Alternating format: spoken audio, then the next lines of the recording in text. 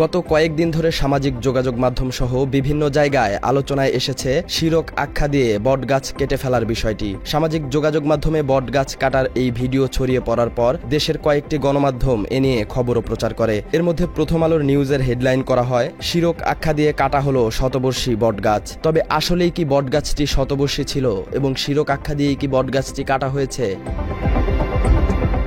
গত ৫ মে মাদারীপুরের আলমমীরের কান্দি এলাকায় কয়েকজন মাদ্রাসা ছাত্র মিলে একটি বটগাছ কাটছেন এমন একটি ভিডিও ছড়িয়ে পড়ে। বটগাছের গোড়ায় নারীরা শিরনি ও মিষ্টি দেয়, কেউ কেউ লাল কাপড় বাঁধে। তারা গাছটিকে দেবতা মনে করে পূজা করেন, যা ইসলামের শিরক হিসেবে গণ্য করা হয়। তাই তারা গাছটি কাটার উদ্যোগ নিয়েছে। গাছ কাটার বিষয়ে প্রথম আলো এমন একটি ন্যারেটিভ তৈরি করার চেষ্টা করেছে। বাস্তবে এমন কিছুই ঘটেনি। বটগাছটি একজনের ব্যক্তিগত জমিতে বেড়ে ওঠে। নদী ভাঙনে তিনি অন্যের জায়গায় আশ্রয় নিয়ে বসবাস করছেন। নিজের জায়গা পরিষ্কার করে ঘর তুলে সেখানে বসবাস করার উদ্দেশ্যে তিনি গাছটি বিক্রি করেছেন। কি করছি, আমি বাড়ি আছি পরের জায়গায় নদী ভাঙনে, এখন ওই জায়গাটা আমার নিজস্ব। ওই গাছটা কাটিয়ে পরিষ্কার করতে পারলে আমি বাড়ি করতে পারি। গাছ কাটা নিয়ে মাদ্রাসা কর্তৃপক্ষ জানিয়েছে গাছটি তাদের একজনের কাছে বিক্রি করা হয়। এর পরিপ্রেক্ষিতেই গাছ কাটার উদ্যোগ নেয় তারা। প্রথমে গাছ কাটার জন্য মানুষ খোঁজা হয়। গাছ কাটার খরচ বাবদ যত টাকা চাওয়া হয় তার থেকে গাছের দামই কম। তাই মাদ্রাসার শিক্ষার্থীদের নিয়েই নিজেরাই গাছ কাটার সিদ্ধান্ত নেন তারা। যারা কাটে তাদেরকে দেখাইছি, অনেক টাকা চাইছে, প্রায় 12,000 টাকা চাইছে গাছ কাটতে।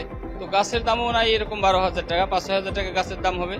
আমরা নিজেরাই কাটতে গেছি। আমরা মাদ্রাসার ওস্তাদ, ছাত্র এবং মাদ্রাসার মুহিদ্দিন যারা, তাদেরকে নিয়ে গাছটা আমরা কি করছি ওখানে কাটার জন্য গেছি। মাত্র 30% টাকায় জমির মালিক হয়ে নতুন বাংলাদেশের গড়ে তোলার স্বপ্ন দেখা বাংলা বসতি।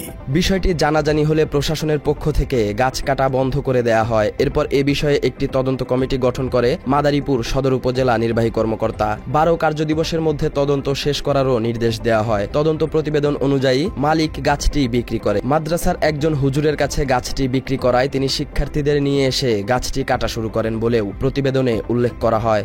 ভিডিও ভাইরাল হলো সামাজিক যোগাযোগ মাধ্যমে যে কিছু হুজুর তারাই কাটছেন। সেটা যেই তদন্ত কমিটিকে তদন্ত করতে দেওয়া হয়েছিল তারা একটি রিপোর্ট জমা দিয়েছেন। নদীর তীরবর্তী জায়গাটা হওয়ার কারণে তিনি বর্তমানে অন্য জায়গায় থাকেন, কিন্তু এখন আশা করছেন যে অন্য যেখানে ভাড়া বাসায় থাকেন সেটার বদলে নিজের জায়গা বসবাস করবেন। উনি মূলত একজন হুজুরের কাছে বিক্রি করেছিলেন।